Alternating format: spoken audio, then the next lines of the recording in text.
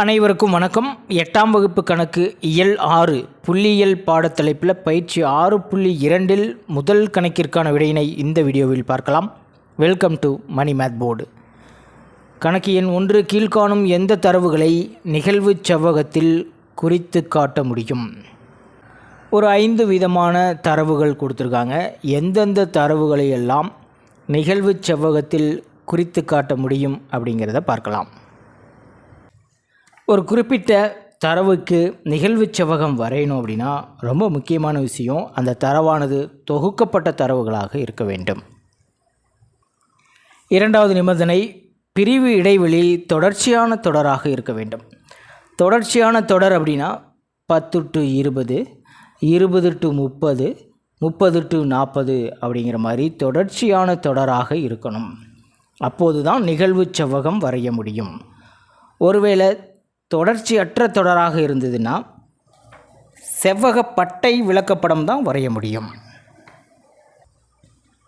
முதல் கணக்கு பார்த்தரலாம். 20 முதல் 60 வயது பிரிவில் உள்ள மலை ஏறுபவர்களின் எண்ணிக்கை. பாருங்கள், இந்த வயது பிரிவை நம்ம எப்படி எடுத்துக்கலாம்? 20 முதல் 60 வயது வரை, 20 முதல் 30 வயது வரை உள்ள மலையேறுபவர்களின் எண்ணிக்கையாக பிரிக்கலாம். பிரிவு இடைவெளி 30 to 40, 40 to 50, 50 to 60 அப்படின்னு பிரித்து எழுத முடியும். பிரிவு இடைவெளி பாருங்கள், தொடர்ச்சியான தொடராக இருக்குது.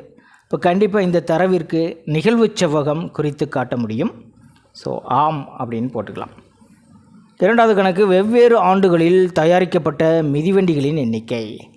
தொடர்ச்சியான ஆண்டுகளாக இல்லாமல் வெவ்வேறு ஆண்டுகளில் அப்படின்னு சொல்லியிருக்காங்க.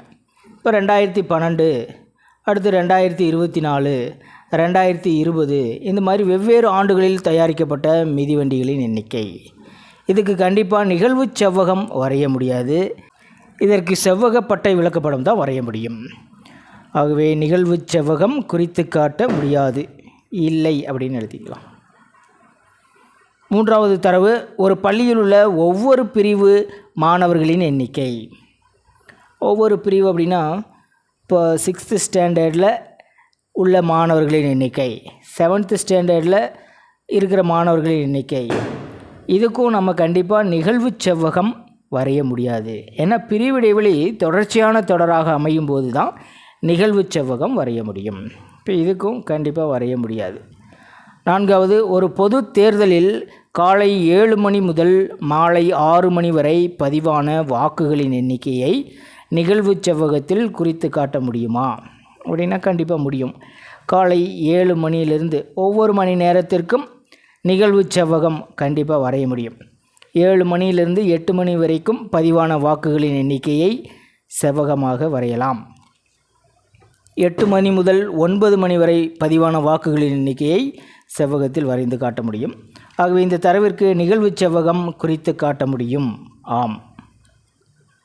ஐந்தாவது தரவு, ஒரு நாள் கிரிக்கெட் போட்டியில் முதல் ஓவரிலிருந்து 50வது ஓவர் வரை வெளியேறிய வீரர்களின் எண்ணிக்கை. அவுட் ஆகி வெளியே போகிறவங்களுடைய எண்ணிக்கையை குறித்து காட்ட முடியுமா அப்படின்னு கேட்டிருக்காங்க. கிரிக்கெட் மேட்ச் பார்க்குறவங்களுக்கு கண்டிப்பாக தெரியும், டிவியில் போட்டு காமிப்பாங்க.